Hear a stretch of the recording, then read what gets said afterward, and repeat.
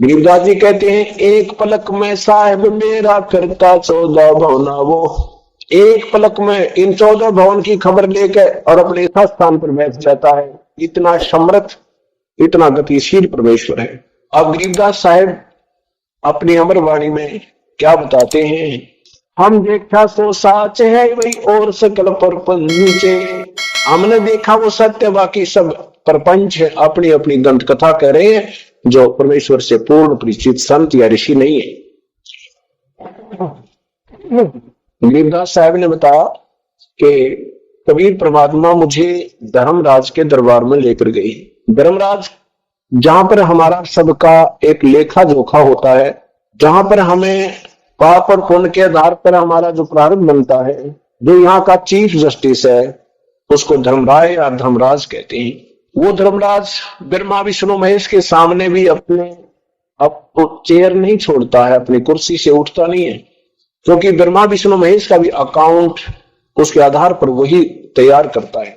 कर्म जैसा जिसका खाता है उसके अनुसार वही तैयार करता है। और जो ही कबीर परमेश्वर गरीबदास साहिब के साथ वहां आत्मा को लेकर के पहुंचे, अपनी समर्थता का प्रतीक देने के लिए कि इस बालक का पक्का जच जा, पूर्ण दृढ़ निश्चय हो जाए और नगर नगर में गांव गांव में ये मेरे निर्भय होकर के और निसंशय होकर के गुणगान करे, इसलिए वो अपनी समर्थता का एक और प्रमाण देना चाहा प्रभु ने।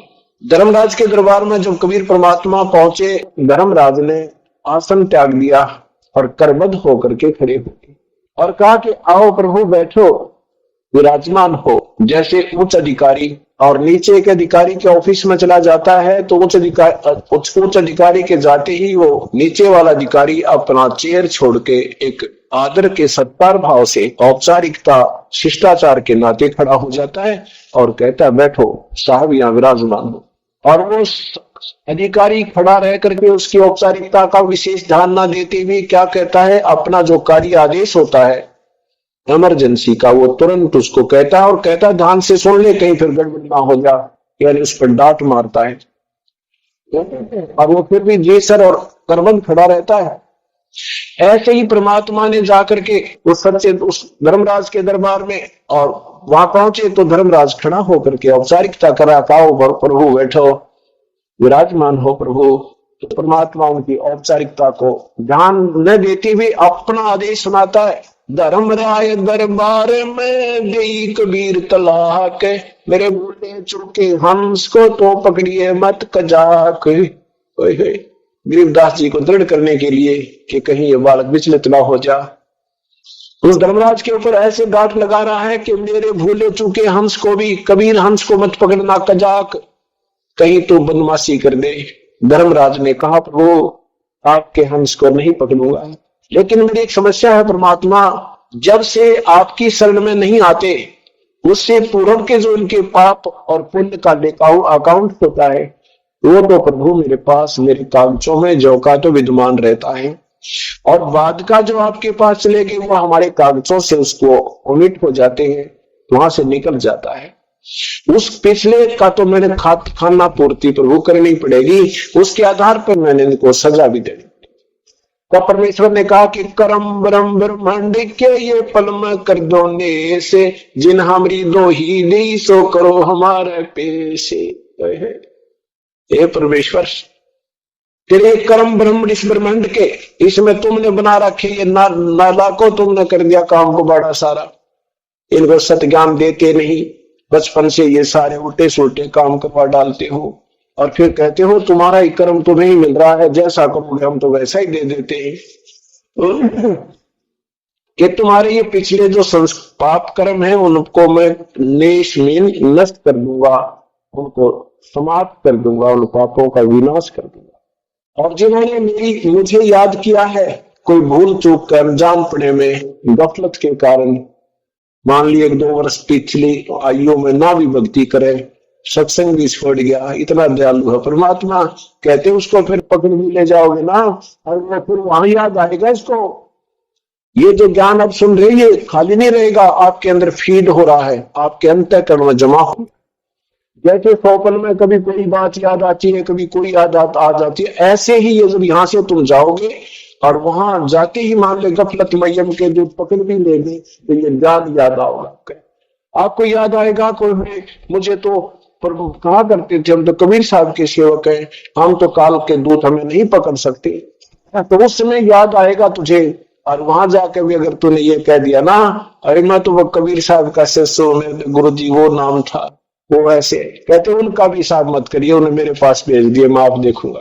एक सेवक बता रहा था कि जी मैं ऐसे सौपन में और मेरा शरीर छूट गया और मुझे मैं बाहर निकला तो मुझे अपना वो शरीर भी दिखा और मैं भी दिखू जा रहा। इतने में दो तीन वो आ गए मोटे मोटे दिख दोनों से, जो बोला 4 भाई 8 हमारे साथ आ जा। दो जने आ गए और मुझे पकड़ ले गए। तो मैं कहने लगा भाई कहाँ ले जा रहे हो तुम? वो कहने लगे भाई धर्मराज के पास ले जाएंगे, तेरा टाइम पूरा हो लिया। तो उसको कहने लगे जी मेरे वो बात याद आ गई, अगर भाई हमें तो नियम के दूत नहीं ले जा सकते, हम तो कबीर परमात्मा की शिष्य है।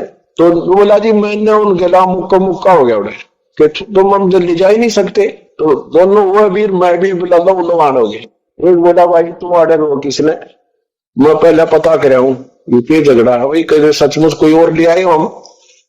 वो एक तो मेरे पास खड़ा रहा, एक अंदर गया, अंदर जाकर बोला जी ऐसे ऐसे कहानी है और वो नौका मैं तुम्हारा, तुम मुझे पकड़ नहीं सकते।